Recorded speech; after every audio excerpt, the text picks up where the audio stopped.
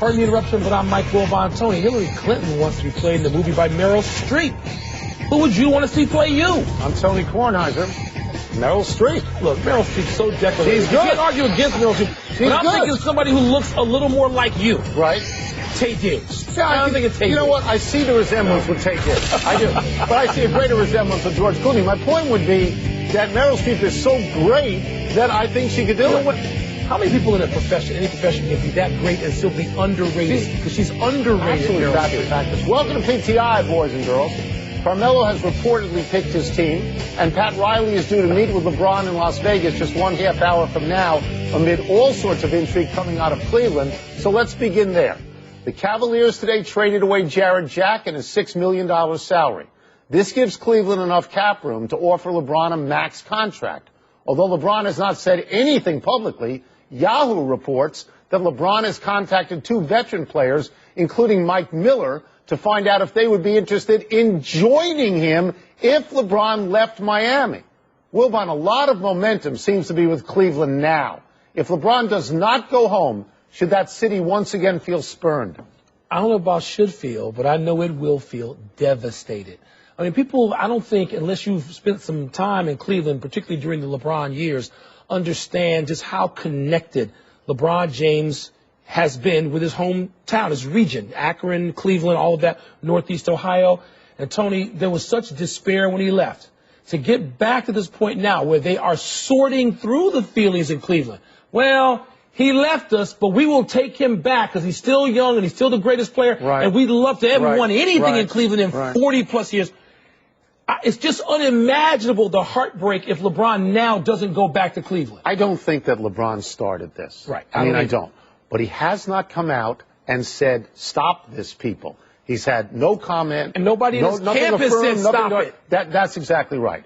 So this will land on him if he doesn't come back. It will land on him. And you saw the picture of the jerseys being burned. Yeah. They'll buy new jerseys. Oh, sure they will. They'll burn the new jerseys. Yeah. This will be terrible for him. And if you think Dan Gilbert's letter the first time was vicious that they took down from the website, wait till the second letter comes out. I don't think it's his fault, but I think the reverberations will be on him. I will tell you that I can talk about him, not these other guys. I can talk about him every day. I think he's the compelling athlete out there, certainly in the NBA. And where he goes really does matter. Of course it matters. And it matters to the others you refer to because they can't even make up their minds, even with tens of millions of dollars sitting in front of them until LeBron James does. Tony, what do you think the better move would be? To go back to remain in Miami or go to Cleveland, given what Cleveland's already done? It depends, obviously, on what Pat Riley can put around LeBron James. But I told you this the other day, that LeBron James suffered from old talent in Miami. Yeah. There is young talent in Cleveland. Kyrie Irving, Wiggins, but he wants some old guys with him, some old running partners. Well, he's had those guys before. Shooters. That's right. Whether LeBron actually winds up in Cleveland could depend, on the meeting between Pat Riley and LeBron, scheduled to begin in less than 30 minutes at 6 Eastern. Now, there are those who believe that LeBron is bound to fall, like so many before him, for Pat Riley's charm, charisma, and say yes to returning to Miami. There are those who believe LeBron is simply meeting with Riley to do him the courtesy of an in-person goodbye. So if you are Pat Riley, what's your pitch to keep the best player in basketball? Here's what it isn't. We've got Josh McRoberts and Danny Granger for you. I don't even bother. Well, they got them. Yeah, I don't That's what they got. Look, I think that Pat Riley has tremendous credibility with LeBron. I think that Pat Riley is the reason that LeBron went to Miami. I don't undervalue Pat Riley and what he might say. I would look at LeBron, I would say, you're going back to that guy? Honestly, that guy with that letter, you're going back there after what we've had together in Miami, you can't go back there. That's where I would go, too. I would go straight to the Dan Gilbert factor. I would say, really? Because look at our owner, Mickey Arison, who, I mean, in terms of behavior, Tony, public behavior is an owner you want to play for, work for, hang around if that seems to be the relationship you want to have. And yet, Mr. Arison, with all those boats, never gave LeBron we don't know. the #1 contract on his own team, Wait a minute. did he? LeBron decided to come and hook up with others, and that was Dwayne Wade's team when LeBron got there. I'm not blaming that on Mickey Arison. But I also say that if I'm Pat Riley, I got more rings than you, LeBron. And in Cleveland, if we add up all the rings together, there's nothing that anybody has who's active. Rings is very important. But that's it. LeBron is chasing the history. ghost of Michael Jordan. And I'm not sure he's ever going to catch him. I'm not sure he's ever going to catch him. Pat Riley, I think he's prepared for this to go either way. I don't think Pat Riley is surprised at how it has gone so far. It would not surprise me, and I'm sure it would not surprise you, if some unbelievable trade took place. We traded Chris Bosh for Kevin Love. I mean, if something happened, he said, this is what I can Riley give seems you. to be able to do everything. But, Tony, once LeBron says, I want the max, it ties Pat Riley's hands to a degree. That's right. I don't know what more he can say. But if you're going to say ignore the day-ago acquisition of McRoberts and Danny Granger, they got him. Those are his new teammates. Okay. Right. But if he goes back to Miami. Wait. If you say what's behind the curtain and it's McRoberts and Granger, it's not enough. Stop. But don't go there. But don't make a fool they're of yourself. behind the curtain. They are behind the curtain. That's like the consolation prize. Frank Isola of the New York Daily News is reporting that the Carmelo Anthony drama is over. Barring a last-minute change of heart, Carmelo will stay in New York. Isola quotes a friend saying that Carmelo told him, quote, I trust in Phil, unquote. LeBron, is Carmelo doing the right thing? The right thing. I'm never going to call it the wrong thing to take $120 million over the 77 the Bulls can offer or the 90 that the Lakers can offer. It's less money, whatever. You're talking about between $30 and $50 million. I think not going to say that's the wrong thing. And Frankie Ice owns this story. Whatever he's reporting on this thing is what it is, the gospel. But if Carmelo wants to win a championship, it depends on what his priorities are. Because, Tony, if you go back to New York, you're not going to win anything this year. You'll be lucky to get to the playoffs. And next year, as Phil tries to put together a team, when he's out there doing this dance they're doing now in places like Cleveland and Phoenix and places with cap money, and you're saying, come on in, that's 2 years without a title. And then Carmelo's up to, 32 years old. This is risky. He may be doing the right thing, but it's risky. Even with the Knicks, he's a first-round playoff guy. That's what he is. And if he doesn't ever win a championship, and he may never win a championship, because he's a great, great scorer, he's going to be lumped in with people like Dominique Wilkins that never really won anything but scored a lot of points. I didn't know that he believed in Phil. I didn't know Phil believed in him, by the way. I never heard Phil Jackson get out there and truly talk about, Carmelo Anthony. So I also think this hurts Pat Riley. I think in the back of Pat Riley's mind, maybe he thought there's a way I can get Carmelo to Miami and I can keep LeBron. Barring a last-second change of mind. So didn't we talk yesterday about the fact that Carmelo was going to wait for LeBron? Everybody's going to wait for LeBron. When Carmelo announces where he's going, it can include a last-second change of heart. Right. And that change of heart after LeBron, if LeBron goes to Cleveland, if he goes to Cleveland, it opens up a lot of money in Miami, doesn't it? Yeah. I'm just saying.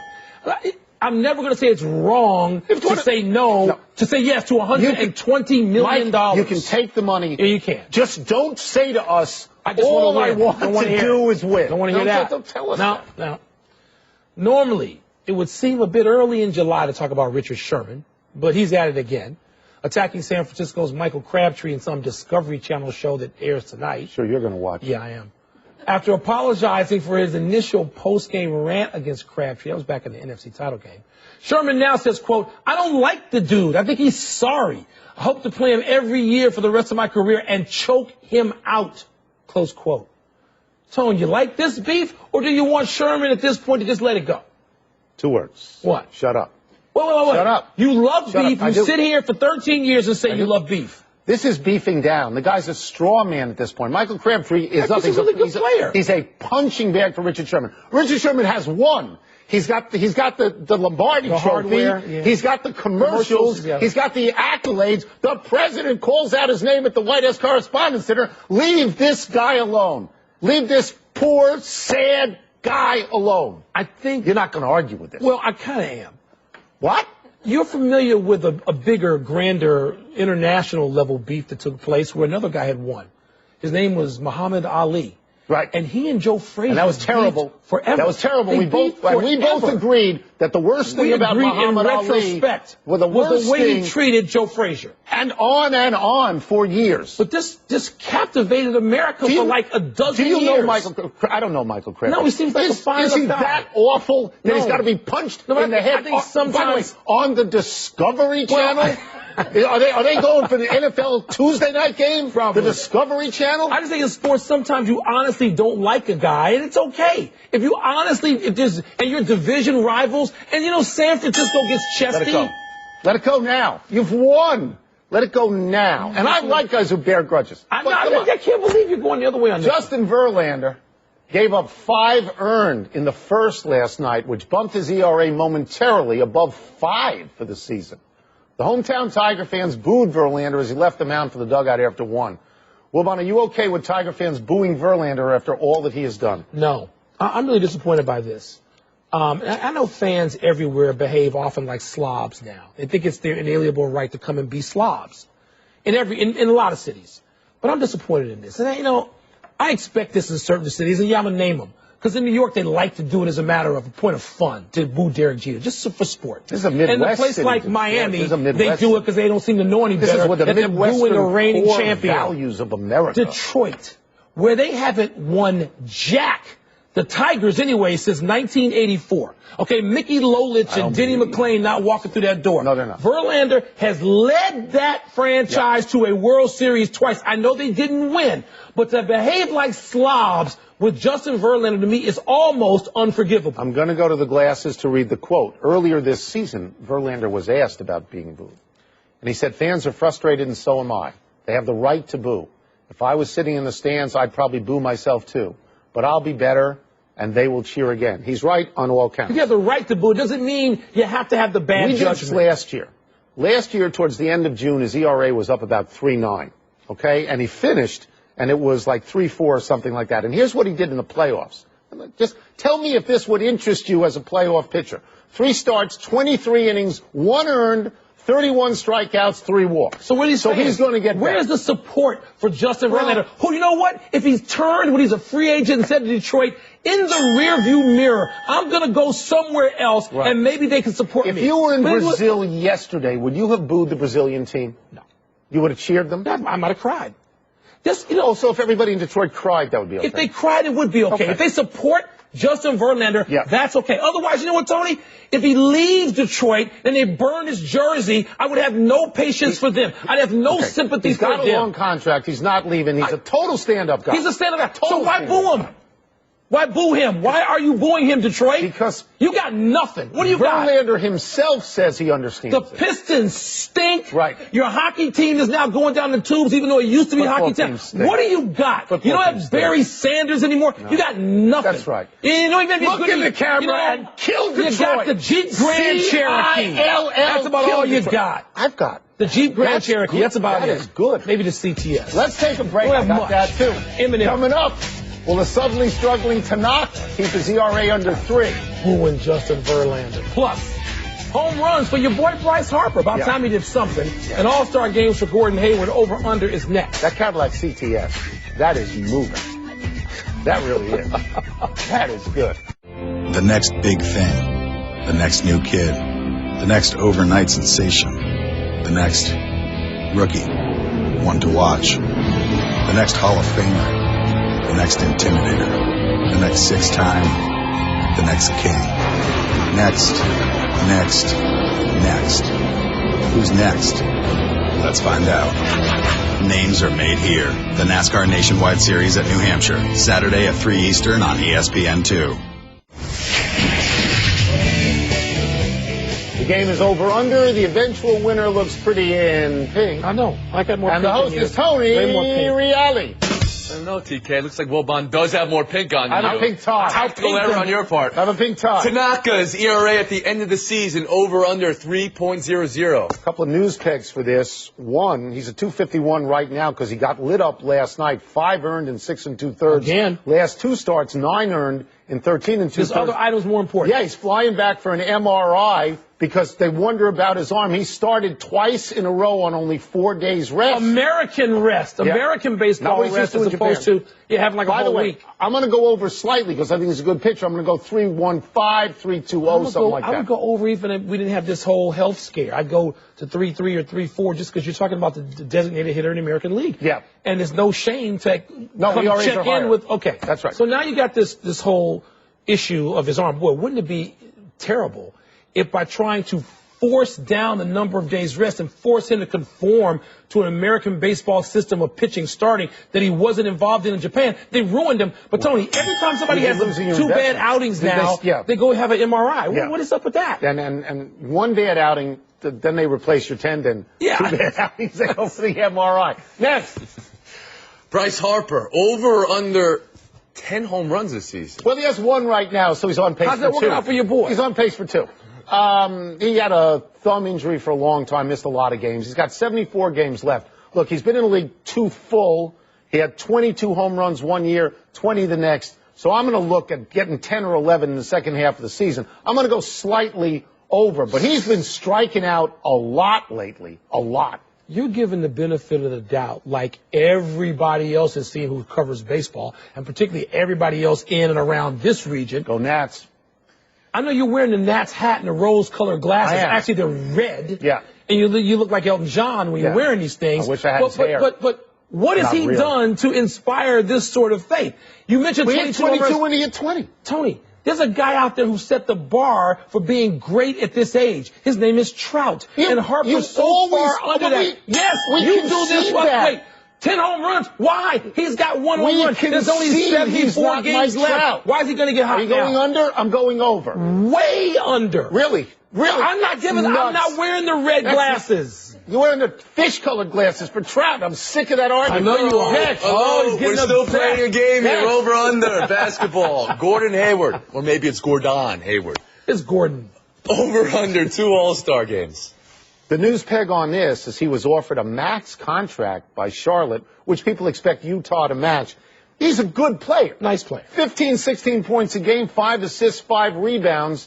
He's not a max player, but in terms of the All-Star game, he's 24 years old. He's going to play a lot of minutes in a lot of years. I think he can make 2 or 3. I will again go slightly over.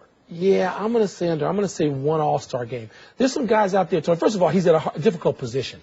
This is the position that you come in and you might be sort of matched for the next few years against, a guy named Wiggins. So you got young players coming in and shoot the ball. Wait a minute. Nothing. My point is, improved it yet. Right. Neither is this kid, but he's getting a max. He's pretty good. He's good. I like him. He's a nice player. Right. But you get a guy like Luol Deng. He's made like 1 All-Star game, and he's a guy who people actually want to play with now on a contending team.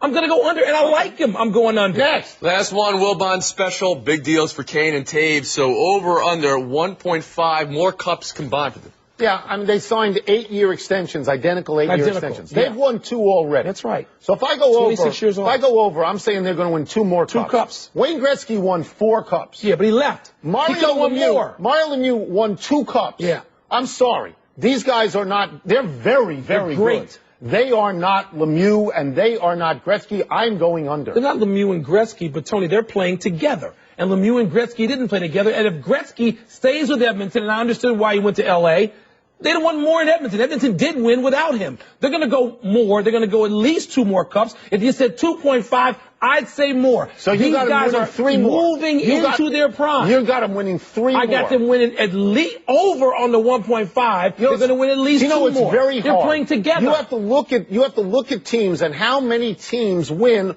over the course of 12 years. 5? How many teams? How many players this great are playing together in their mid-20s? I'm under. I know you're under because you're a New York team. I don't care about a New York team. Okay, everybody drinks. He said New York. That's it. Over, under. It's over. Time for a break, but on the way, Wilbon defends the grossly overrated Forrest Gump. One of the 10 greatest movies in American history. Plus, Sidney Crosby reportedly needs surgery, and your boy Gronk takes in yet another female pop concert. Not even one of the 10 best in American university. American history. One of the 10 best films ever. At the time, people happy 58th birthday, Tom Hanks. We're doing this because Sunday was the 20th anniversary of the release of Forrest Gump. Love it. I love Tom Hanks. I think he's one of the most versatile, convincing actors of all time. Should have got the Academy Award for Captain Phillips. But, Mike, I did not love Forrest Gump. I thought it was propaganda, and I know you love the movie. About propaganda. It's one of my 10 favorite movies. I'm not going to say it's one of the 10 greatest. One of my 10 favorite movies. It's an epic. I can watch it over and over and over. It's an again epic. and see something different every time that I love and appreciate Tom it. Hanks. I do too. A not-so-happy anniversary, Justin Bieber. On this day last year, you were blasted by hockey fans for standing on the Blackhawks logo. Clown. A hockey no-no while taking pictures of the Stanley Cup. Today, Bieber reportedly received a year's probation for egging his neighbor's house and causing $20,000 worth of damage.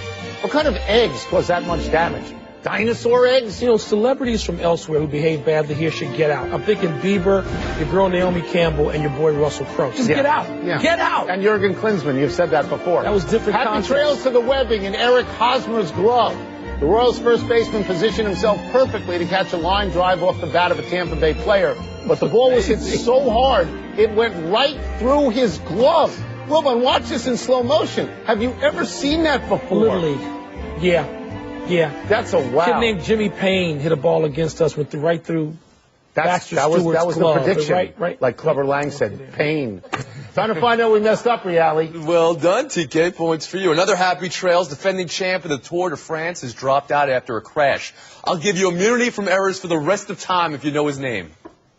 Eddie Merckx. Chris Froome is his name. Also, Greg Popovich, extension with the Spurs. Missed it. Pop Big extension. finish Let's do quickly. it. Pittsburgh Post-Gazette reports that Sidney Crosby will need right wrist surgery. Reason for his playoff struggles? Maybe, but the GM says no decision yet. Maybe wrist surgery. Pete Carroll inducted into the USC Hall of Fame. You okay with that? 2 national championships. Yes, I am. Red Sox designated A.J. Przinsky for assignment today. Is that the end of him? No, he's hitting 250. AJ can contribute somewhere where they need a catcher. Gronk has now been spotted at Katy Perry, Beyonce, J-Lo concerts this summer. Fair or foul? Totally fair, unless he breaks his arm again or something like that. Last one, Women's British Open starts tomorrow. 2 in a row for Michelle Wee? Yeah, you know, I like to root for Paula Kramer, but Michelle Wee winning like this is good for all of golf, and it's lovely. We're out of time. We will try and do better the next time, and I am Tony Kornheiser. I'm Mike Wilbon. Same time tomorrow, knuckleheads. The next big thing. The next new kid. The next overnight sensation. The next rookie. One to watch. The next Hall of Famer. The next intimidator. The next 6-time. The next king. Next. Who's next?